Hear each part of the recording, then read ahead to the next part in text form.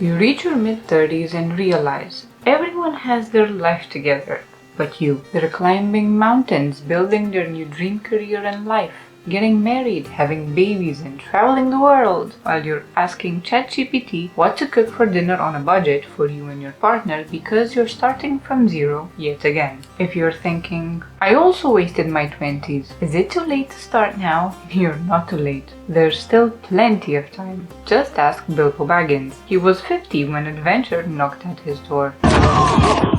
And if you're still in your 20s, listen closely. 10 years from now, you will be grateful for paying attention. Today, I want to tell you the truth. Not just so I can make peace with it, but maybe, just maybe, you won't make the same mistakes I did.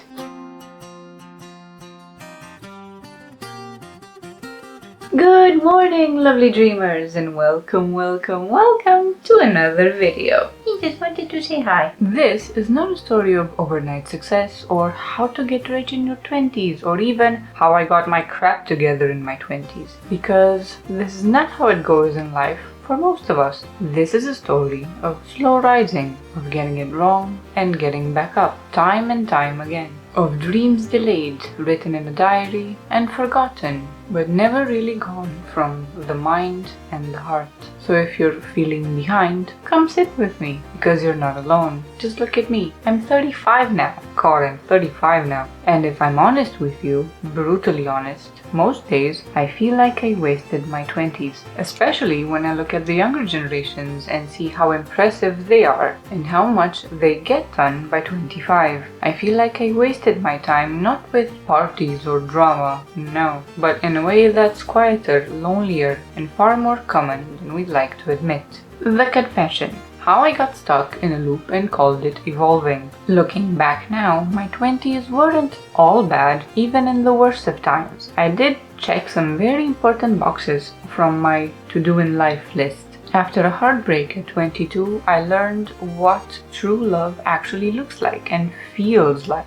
I understood that being in a serious relationship is not just something that happens and that someone can take for granted, but it's something you build every single day with understanding, love, hope, respect for one another, and especially communication. I learned how important the time spent with our families and loved ones is, because you never know what can happen to the ones closest to our hearts in the blink of an eye. Eventually, after an incident that kept me in the hospital overnight and later changed my life when I was 28, I learned how important our health is inside and out and why we should never postpone self-care. But also, after being a bold, overly enthusiastic young dreamer and getting burned by the realities of owning a business without having a clue how to do it, I spent years trying to do the responsible thing by having a steady job and trying to fit into boxes I later realized weren't built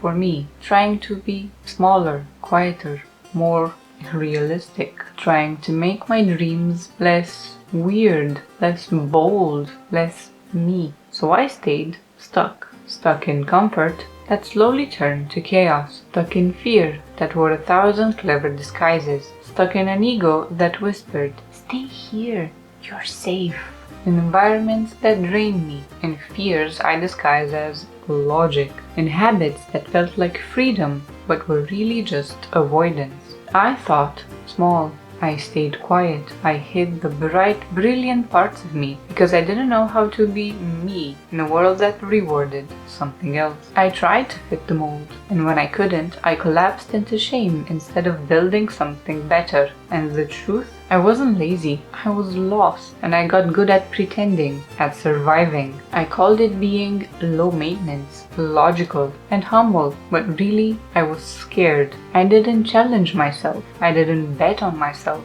I thought small, I let shame shrink me. I tried to be what others expected, quieting my weird, wild, wonderful self to fit in. I stayed in places I'd outgrown because they were familiar. I stayed quiet in the rooms where I should have spoken up. And worst of all, I waited for the right moment to be ready, waited for my confidence to show up before I acted. Spoiler alert, That's not how confidence works.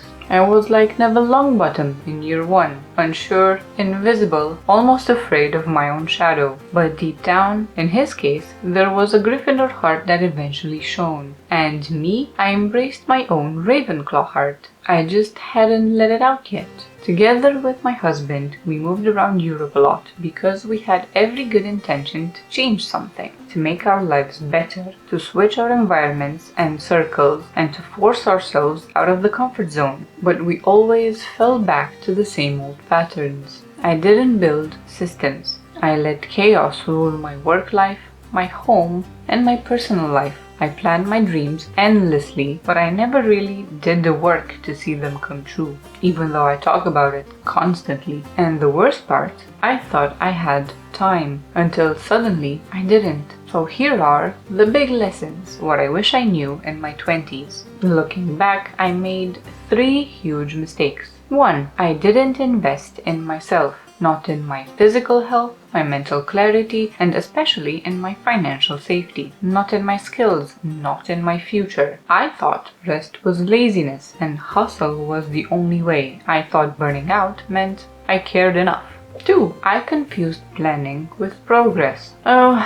I had journals full of ideas, color-coded spreadsheets, vision boards galore, but dreams don't come true because you planned them.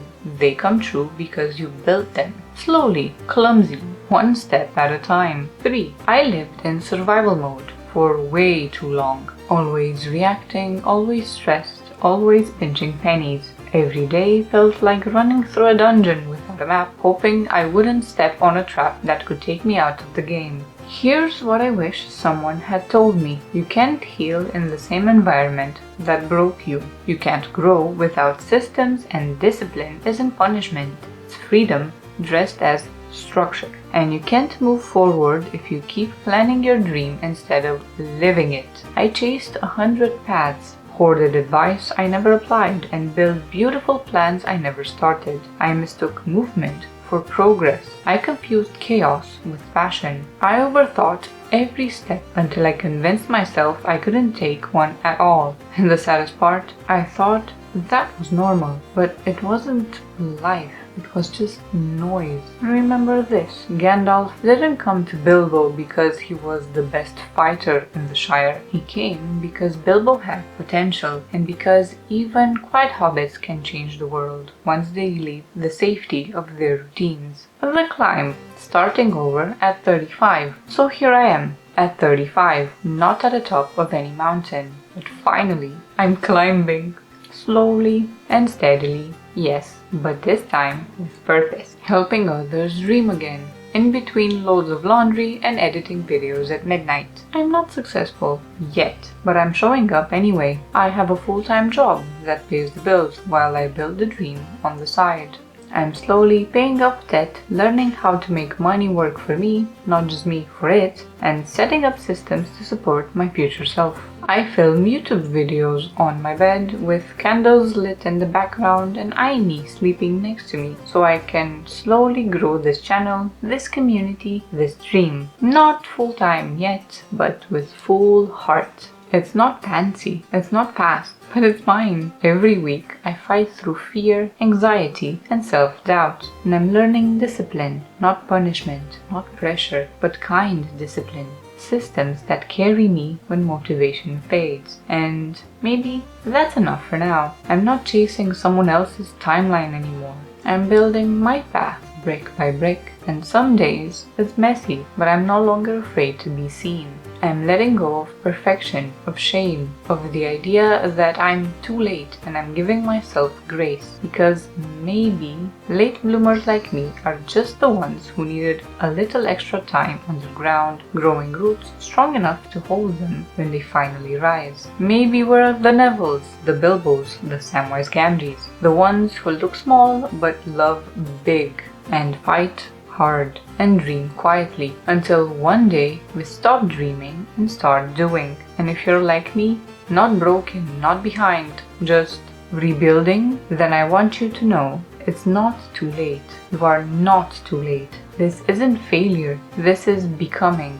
So if you're 25, 30, 35, 40, or even beyond and feel like you've wasted time, you didn't. You were gathering the lessons. Now it's time to climb, because your dream is still waiting, and you, glorious, imperfect, magical you, you're not done yet. You're just getting started.